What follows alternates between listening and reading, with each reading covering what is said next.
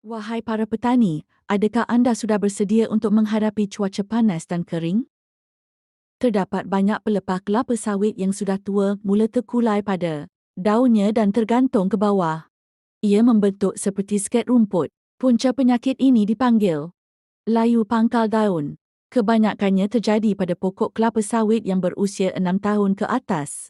Penyelidikan pada daun sawit di Malaysia menunjukkan bahawa apabila hasil buah mencapai 90 kilogram sepokok setahun, kira-kira 5% sehingga 10% daripada dahan tersebut akan menunjukkan simptom dari ringan ke parah. Simptom ini menjadi lebih teruk apabila kuantiti buah menjadi lebih banyak.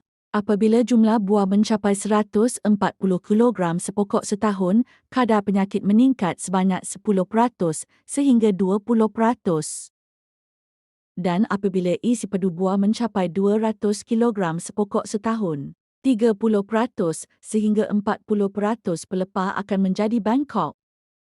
Puncanya adalah disebabkan pokok kelapa sawit mungkin mengalami masalah kekurangan air dan nutrien, serta menyebabkan berlakunya layu pangkal daun. Pokok kelapa sawit turut berkemungkinan mempunyai tahap kalsium dan silikon yang lebih rendah. Ianya memainkan peranan penting untuk kekuatan dan kelihatan dinding sel. Masalah pemangkasan berlebihan, penyakit dan serangga perosak juga boleh menyebabkan masalah ini. Menurut Food and Agriculture Organization of the United Nations, El Niño adalah punca utama cuaca panas dan kering. Fenomena El Niño dijangka bermula dari Mei hingga awal tahun 2024. Justru itu, jumlah dan peratusan pokok kelapa sawit yang berpotensi menghadapi masalah layu pangkal daun juga meningkat. Cara menangani masalah ini adalah seperti berikut. Nombor 1. Buang dahan yang sudah mati. Untuk mengelakkan hasil buah terjejas, pelepah layu daun yang masih hijau tidak perlu dipangkas pelepahnya. Hanya pelepah yang mati perlu dipangkas kerana sokongan yang tidak mencukupi pada pangkal daun apabila tandan buah tumbuh. Nombor 2.